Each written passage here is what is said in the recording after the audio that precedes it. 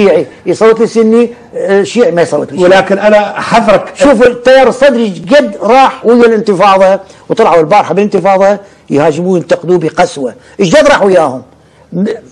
شارع المعروف ان الشارع الشيعي هو يمتلكه التيار الصدري، واجا هذا الرجل هذا الشاب بكل براءه وبكل عفويه وبوطنيه كامله، واجا قعد مو قاعد بالنص، صار ويا المحتجين، مو سوى وسط حتى يحجز بين الاثنين. صحيح هو دخل دخول اطفائي ومنع الفتنه بين تكون سنيه شيعيه، لو مو التيار الصدري كان هالمظاهرات كلها يسموها المظاهرات السنيه، يسموها الاحتجاجات السنيه ويسموها الطائفيه. لا الان المرجعيه الشيعيه ايدت سبع اهداف وسبع مطالب من مطالب سنيه، وهذا شيء جليل.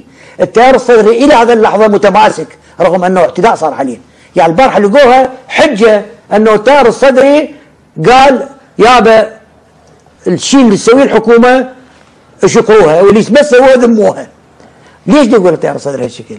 التيار الصدري ابو صقر شيعي، القاعده مالته شيعيه، الفلوجه ما تنتخب التيار الصدري، ما تبايع التيار الصدري، اللي تبايعه النجف وكربلاء والبصره والمناطق الشيعيه، هو بده يضحي بالمقاعد مالته. وحتى قلت له البارحه المقتدى الصدر قال انا لا يهمني سلطه، ولا كنت اريد الشيعه ياخذون سلطه ويتورطون بها اذا ما يكون مهيئين، ولا يهمني مقعد في مجلس النواب اكثر او مقعد اقل. اكو حاجات مال الناس وحاجات مال البشر. العراق بهذا وضعه يجب ان يكون واحدا، ويجب ان يكون بلدا شبعانا وعنده حريه، وما تهمني اي نتيجه كانت. بس انا اقول لكم الامور ما راح يستمر هالشكل. يعني الهجوم اللي صار على التيار الصدري ظالم، هذا وياكم، هو شيعي وياكم. ثم منو اللي دخل المعركه الاولى ضد الحكومه؟ الى الان لم يحدث في العراق معركه بين السنه وبين الشيعه، معركه مسلحه، لكن معركه صارت بين التيار الصدري. العلمانيين خانوا والان يخونون، والحزب الاسلامي خان.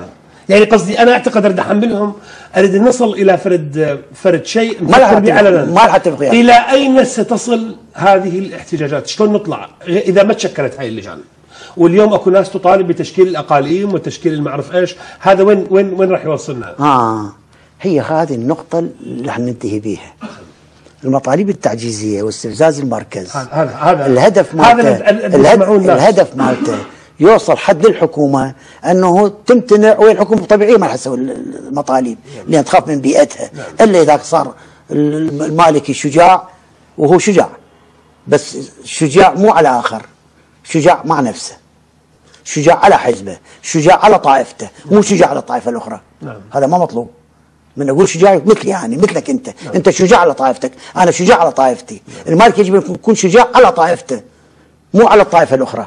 فبهالحاله هذه يراجع الموقف مالته ويتشفى الشر الاقليم، ولا الاقليم صاير ومبرر له، لان الناس مبرر له. قصدك وين؟ يقول لك احنا سوينا مظاهرات 6 اشهر وما دار النبال، اكتبنا وما دار النبال، سوينا فلان ما دار النبال، انا شو نسوي؟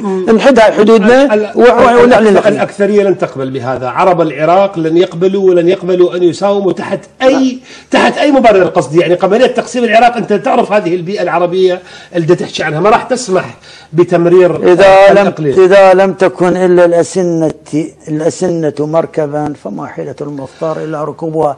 يوم ركبت الاسنه ومشوا عليها مو تقسيم. الحزب الشيوعي اجى سوى جبهه وطنيه اكو فرق بين تشكيل الجبهه تفاهم وياه، يصير هاي سياسه، يصير بس مو الاقاليم تصير. الاقاليم تصير ابد ما تصير. الاقاليم تصير. انا قناعتي الشخصيه ان الاقاليم هي خطوه نحو تقسيم العراق.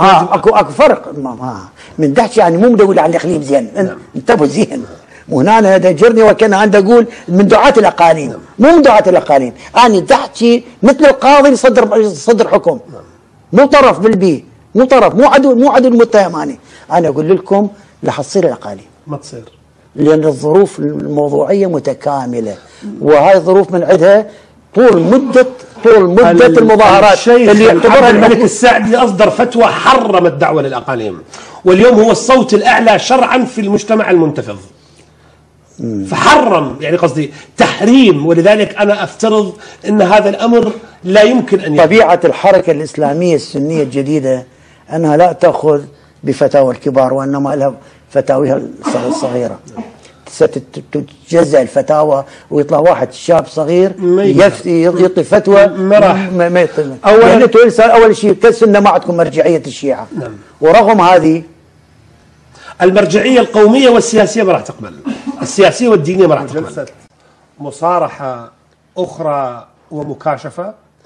سأقاتل الحرامية. وش قد أنا عمري؟ ايش قد باقي لي؟ أنا عمري 78 طبيت 79. ايش قد عايش لي بعد سنة؟ هالسنة أقاتلهم. لن أرمي سلاحي. سأقاتل الحرامية. وكل يوم في كل يوم بالتلفزيون. شلون نحافظ على بناء الوطن؟ في كل يوم هو من أجل الوطن هذا. وشلون نتجنب الحرب الأهلية؟ هو هذا أنا المانع الحرب الأهلية وأنت المانع الحرب الأهلية. شلون؟ هم مشعلوا الحرب الأهلية. التيار الصدري هو الحامل حامل الوحدة الوطن. جميل. اللي هم الطرفين ضده. نعم. الحكومة ضده والسنة ضده غلطانين. قصدك المتطرفين غلطانين. الطائفيين. التيار الصدري هو تيار الشعب وتيار الفقراء وتيار الوطن المحاصر الآن. والله إذا ما فاز التيار الصدري ستكون حربا. يعني إذا ما فاز تصير حرب شو لا تدري ليش؟ أقول لك ليش؟ إذا دورا انكفأ. إذا دورا انكفأ لأن هو التوازن 40 نائب وأني 41 هو التكافؤ. هو عنصر التكافؤ. أفهم من كلامك قررت أن تكون نائب في التيار الصدري؟ شلون؟ أول مرة تقول لي أنك قررت تكون نائب في التيار الصدري. أتشرف إذا هم قبلوا حسن العلوي. أتشرف بالتيار الصدري، تيار الفقراء، تيار مدينة الصدر، تيار الجياع، التيار اللي يقعد عضو مكتب سياسي ما عنده بنطلون جديد يلبسه. طبعا اكون الحراميه موجودين بس يعني قصدي اذا نكون منصفين وانا وانت شجعان، هناك ايضا اشخاص مع الاسف اساءوا لطهاره التيار الصدري ويتهمون بالسرقه ويتهمون بالنهب وبنوا قصور على ضفاف الانهر وياخذون عمولات عن البنوك وهم لهم علاقه في عمليات السرقه، اشخاص واحد او اثنين، هناك طاهرين وشرفاء ومحترمين ومناضلين وشجعان في التيار الصدري وهم هذا الشهاده نقولها للتاريخ، ولكن اكو اثنين ثلاثه اعتقد عليهم ان يتخلصوا منهم اذا ارادوا ان يجيبوا نتائج كما انت تتمنى في المرحله القادمه. انا اعتذر طولنا عليكم اعتقد كثيرا، وهذه اول مره الختيار لالتنا يطول بهذه غبار التلفزيون. انا نقعد ساعات طويله. اوعدكم ان اللقاء سيكون قريبا